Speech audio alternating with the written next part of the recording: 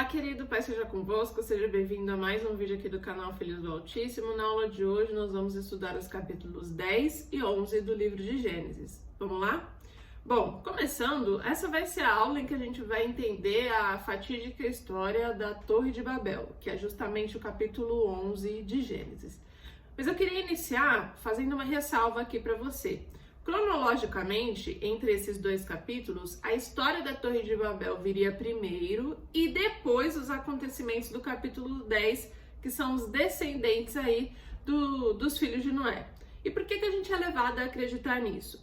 Então, falando aí do capítulo 10, a gente tem versículo 5 dizendo: estes repartiram entre si as ilhas das nações nas suas terras, cada qual segundo a sua língua, segundo suas famílias em suas nações. Ou seja, aqui já fica explícito que já havia uma separação de idiomas. Perfeito? Outros dois versículos que vão comprovar isso, peço que você verifique aí. Versículo 9, ainda do capítulo 10. Foi valente caçador diante do Senhor, daí dizer-se, como Nimrod, poderoso caçador diante do Senhor. O princípio do seu reino foi Babel. E por último, aí versículo 25 do capítulo 10, a Eber nasceram dois filhos. Um teve por nome Peleg, porquanto em seus dias se repartiu a terra, e o nome de seu irmão foi Joctã. Então, muito provavelmente, Nimrod e Peleg são algumas das pessoas aí chave que vão levar ao capítulo 11, ou seja, muito provavelmente essas pessoas foram os precursores, aqueles que disseminaram a ideia de fazer a tal Torre de Babel. No final das contas, Deus vai confundir os idiomas e é por aí que eles vão começar a se espalhar. Então, para você entender essa cronologia, Torre de Babel veio antes e aí sim a continuidade dos filhos de Noé, esses filhos têm dos outros filhos, é depois, né, quando as línguas já estarão separadas. Bom, mas vamos começar aqui conforme a ordem descrita na Bíblia. Então, começando pelo capítulo 10, além desses versículos que a gente leu, quais são algumas das coisas que a gente tem como ideia? De novo, quem escreve Gênesis é Moisés. Então, Moisés, quando subiu lá no Monte Sinai, que Deus deu a revelação, ele pôde ver toda a história da criação, começa a documentar tudo isso e está contando para o povo de Israel que estava sendo liberto do Egito. Qual que era a importância desse capítulo 10 que a gente pode definir como um catálogo das nações? Depois que, obviamente, Deus trouxe o dilúvio, a única família que restou era a família de Noé. Agora, essa família tinha o mandato de Deus de multiplicar sobre a terra, ser fecundos e se espalharem. Deus deu essa ordem para a família de Noé. E claro, isso para os israelitas serviu para que eles entendessem mais uma vez a sua origem. Ora, depois que Deus destruiu toda a terra através do dilúvio e Noé recomeça essa terra, é a partir daí, especificamente através da linhagem de Sem, que vem o povo de Israel. Então é importante isso para eles pela sua origem e é importante pelo segundo motivo. Canaã é filho de Cã. Cã, aquele filho que foi amaldiçoado por Noé, porque viu a nudez do pai e escarneceu ali para os outros irmãos, né? Cã que tem esse caráter aí, cainita, esse caráter da serpente. Canaã é filho de Cã, então ele está amaldiçoado de acordo ao que Noé falou. E esse Canaã é quem vai fundar a cidade, obviamente, o território de Canaã, que será a terra prometida. Então isso é importante para Israel, para que eles saibam, aquele povo que está sendo liberto do Egito e está retornando para Canaã, conforme Deus tinha prometido, é importante que eles saibam quem são essas pessoas que estarão lá, porque como a gente vai ver, obviamente, vai haver um conflito. O povo de Israel está indo para habitar uma terra que já está sendo habitada, que já existe uma civilização. Quem são essas pessoas? Qual o caráter dessas pessoas? Então essa história aqui, a Torre de Babel e esses descendentes de Noé são muito relevantes para esse povo de Israel por conta desses motivos. E agora a gente vai especificamente aí já para o capítulo 11 entender qual foi essa história da Torre de Babel. Começamos aí o capítulo 11 da história da Torre de Babel. Versículo 1 vai nos dizer que naquele tempo só havia uma maneira de falar. E isso é muito factível, uma vez que a única família remanescente agora era a família de Noé, de fato, depois do dilúvio e depois da destruição. Então, é muito compreensível ver que, claro, entre uma família, eles falariam o mesmo idioma. Idioma que eles falavam esse, nós não sabemos, mas que com certeza foi o idioma falado por Adão e Eva, que são os patriarcas de toda a humanidade. Depois, no versículo 2, a gente vai ver que esses descendentes de Noé eventualmente acharam uma terra ali perto do Monte Sinar e ali eles decidiram habitar. O que vai acontecer? É importante ressaltar que Deus tinha mandado, ordenado a Noé e a seus filhos que agora eles repovoassem a terra, assim como os animais, né? Afinal de contas, Deus preservou um casal, macho e fêmea, de cada espécie de animal para que justamente isso acontecesse. Então, deveria acontecer entre os animais e também entre os seres humanos, aquela família ali de Noé que Deus guardou. E no versículo 3 em diante, a gente vai ver que eles vão se opor a esse mandato de Deus. Então, eles vão falar o seguinte: vinde, façamos tijolos e queimemo-los bem. Os tijolos serviram-lhes de pedra e o betume de argamassa. Então, o que a gente tem aqui? Uma decisão tomada pela humanidade sem a consulta de Deus. A gente também percebe indícios da evolução do conhecimento humano, né? Em evidência aqui na questão dos materiais que eles decidiram escolher. Então, a argila que forma um tijolo, tijolo que queimado se torna ainda mais forte, o betume que vai servir de argamassa para que eles façam essa construção. Então, a gente começa a ter evidências de uma sociedade, de uma humanidade que está evoluindo, que está descobrindo maneiras de se fazer as coisas, que está descobrindo, inclusive, a ciência. Por mais que aqui, óbvio, não se espera que isso fosse tão avançado, aqui já estávamos dando os primeiros passos nessa direção. O que vai acontecer em seguida? No versículo 4, eles vão falar: vinde, edifiquemos para nós uma cidade e uma torre cujo tope chegue até aos céus e tornemos célebre o nosso nome, para que não sejamos espalhados por toda a terra.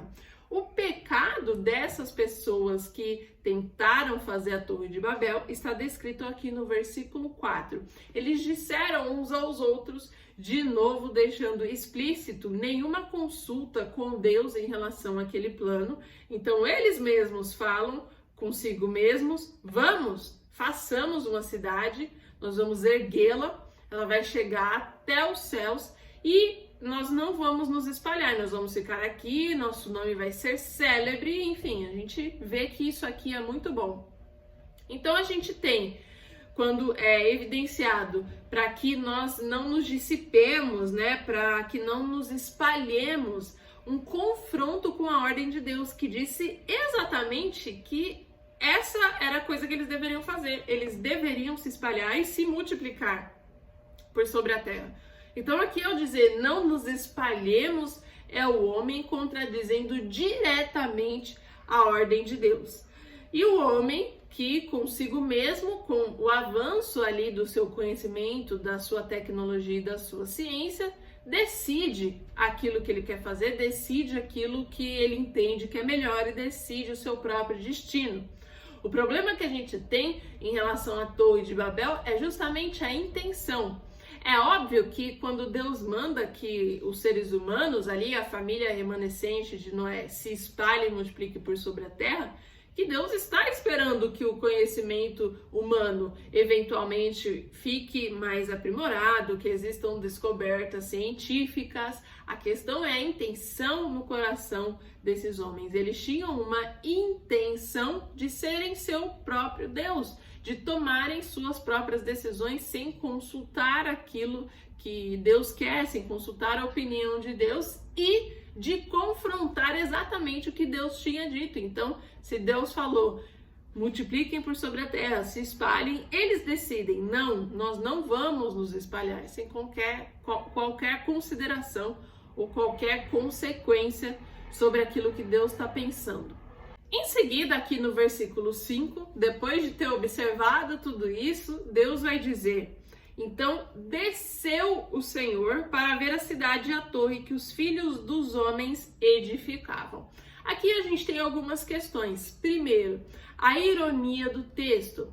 Já que o objetivo daquelas pessoas que estavam montando a Torre de Babel era ter uma torre que chegasse até os céus por cima das nuvens, é muito irônico que Deus precise descer para conseguir enxergar aquela torre. O que isso quer dizer? Que para os homens que estavam construindo ali, aquilo era algo magnífico e, enfim, seria muito alto. A gente não pode entender como literal. Aqui os homens que estavam fazendo a Torre de Babel não tinham a intenção de que a torre fosse tão alta que eles iam chegar no céu, literalmente céu, dimensão em que Deus está, né? E sim que seria uma torre muito alta, que as pessoas que viriam aquela torre ficariam deslumbradas e, claro, os adorariam, enfim, tornaria célebre o nome daqueles homens. É justamente o que eles falam aqui nesse capítulo.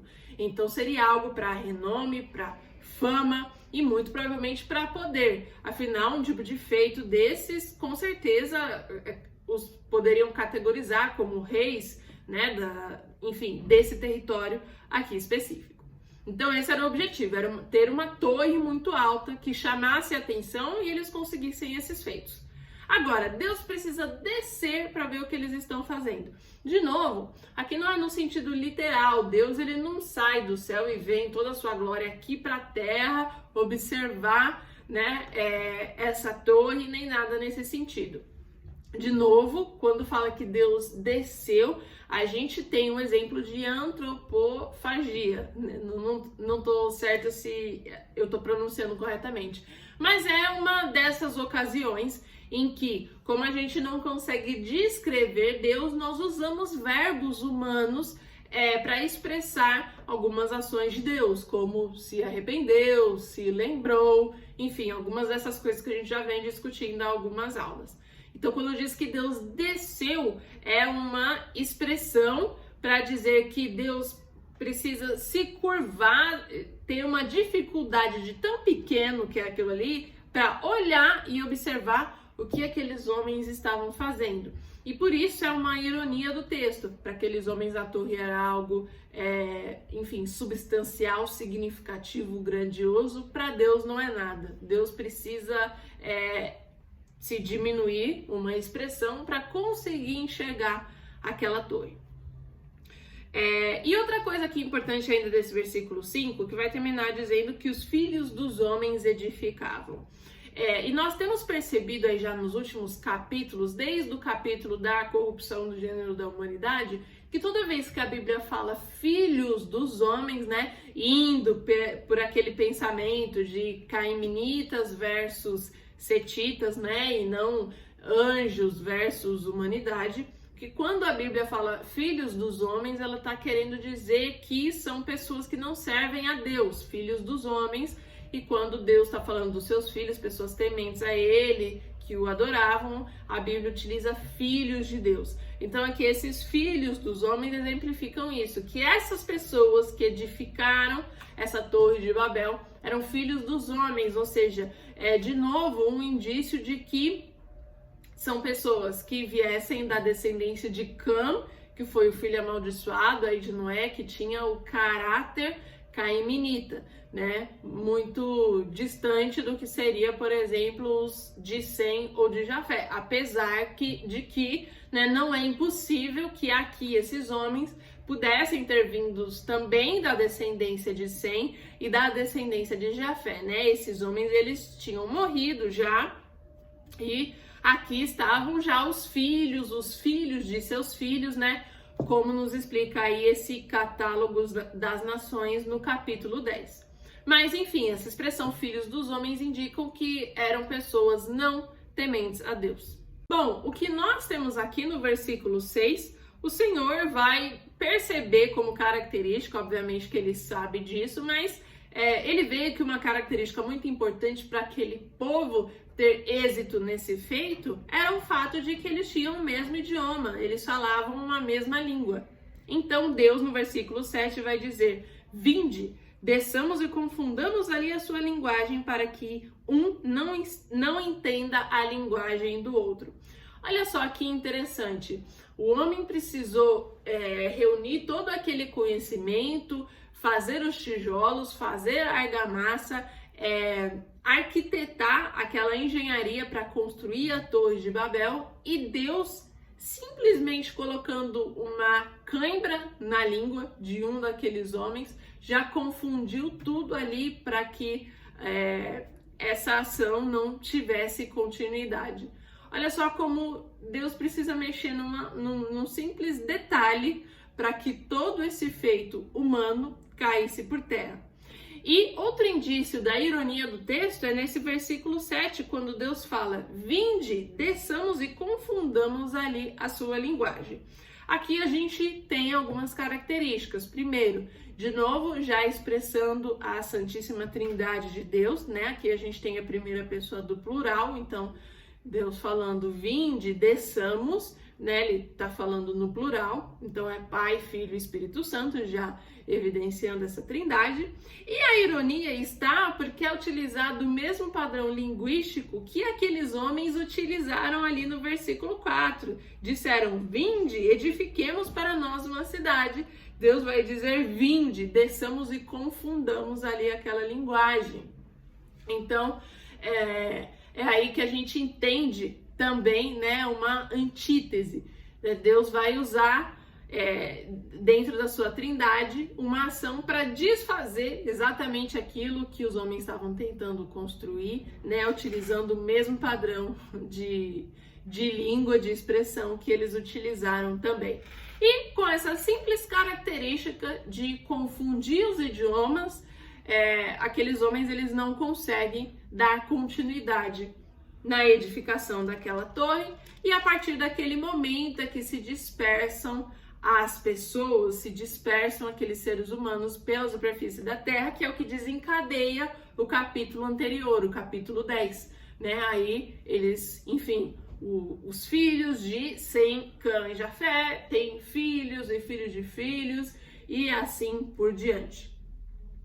E por fim a gente vai terminar com Deus chamando aquela cidade de Babel porque ele confundiu toda a linguagem. Então, de novo, aqui expressando, né, a importância que os nomes tinham no Antigo Oriente, sempre expressando alguma circunstância do momento, um sentimento, enfim, um desafio ou uma conquista, mas algo sempre circunstancial. Então, já que a circunstância ali foi Deus confundir a língua daqueles homens, então Babel, que significa confusão. Por fim, aí dos versículos 10 até o versículo 32 do capítulo 11, a gente vai ter os descendentes de Sem. Então aqui já abre uma ênfase específica para Sem, que é o portador, o que vai continuar essa semente divina, e é através dos descendentes de Sem que eventualmente chegamos até Abrão, que vai ser um dos patriarcas, um dos grandes homens de fé aí da Bíblia, com quem Deus vai continuar essa aliança, que é o que nós vamos estudar nas próximas aulas. Enfim, então depois de ter visto aqui todos esses feitos, quais são algumas conclusões que a gente pode tirar? Hoje a gente olha para a humanidade e se espanta com o caminho que tudo está tomando, a gente se espanta com a arrogância, a gente se espanta com a perda de valores, com a antítese em relação aos princípios bíblicos, com o avanço da ciência, né?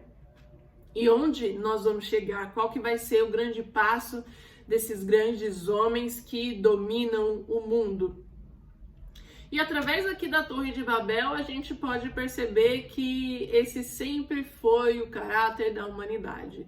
Depois da queda de Adão e Eva, através da narrativa que Lúcifer utilizou, de que eles seriam como Deus depois que comessem do fruto, a gente vê que esse mesmo pecado de querer ser Deus, se igualar a Deus ou ser dono do próprio destino, continuaria entre todos os descendentes de Adão.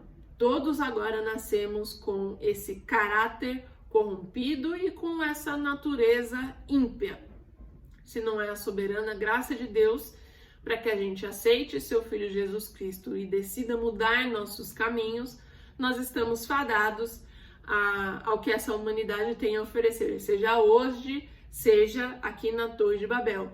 E a gente vê características muito similares. O texto do capítulo 11 começa dando ênfase na forma com que esses homens arquitetaram a construção dessa torre, falando da argamassa, falando dos tijolos, evidenciando essas evoluções humanas em conhecimento e cientificamente falando, assim como nós temos hoje. Nós vemos a intenção do coração daqueles homens, que é de decidir o próprio destino, de obter fama, de obter celebridade e de dizer aquilo que eles fariam ou não fariam, independente do que Deus tinha ordenado. É exatamente o que nós continuamos vivendo até o dia de hoje e será assim até a tomada do anticristo. Esse espírito anticristão que começa lá em Caim, que é o primeiro assassino, ele dá lugar a partir do momento em que o homem e a mulher eles caem no pecado. É isso aqui que está fadado a acontecer com a humanidade. Então que a gente não fique desesperado, porque olhando as escrituras e olhando historicamente, a humanidade fez isso repetidamente durante todos esses anos. Em segundo lugar, para nos dar um pouco de esperança, apesar de que as coisas estão tão avançadas, falando mais especificamente dos dias de hoje, e que os feitos humanos eles são tão grandes que parecem realmente que eles querem se sobrepor a Deus, a gente não pode se esquecer de que Deus está olhando, assim como ele olhou esses homens que estavam fazendo a Torre de Babel, e no momento que ele decidiu intervir apenas com um detalhe, não precisou de uma grande avalanche, ele não precisou trazer de novo um dilúvio, apenas com um pequeno detalhe ele conseguiu confundir e acabar com todo aquele plano. Então nós temos um Deus soberano, um Deus de poder muito maior do que isso tudo que a humanidade está conquistando nesse momento e que ela vem conquistando nesses últimos 2022 anos. Existe um Deus que é muito mais soberano, é muito mais sábio e que tem um plano para tudo isso. Então, eu espero que você tenha entendido, espero que tenha gostado dessa aula. E agora a gente vai para o nosso próximo remanescente fiel, aí Abrão, que vai continuar essa aliança, que vai ser o precursor aí do povo judeu. Então, espero que você tenha gostado, compartilhe o vídeo com alguém e eu te vejo no próximo estudo.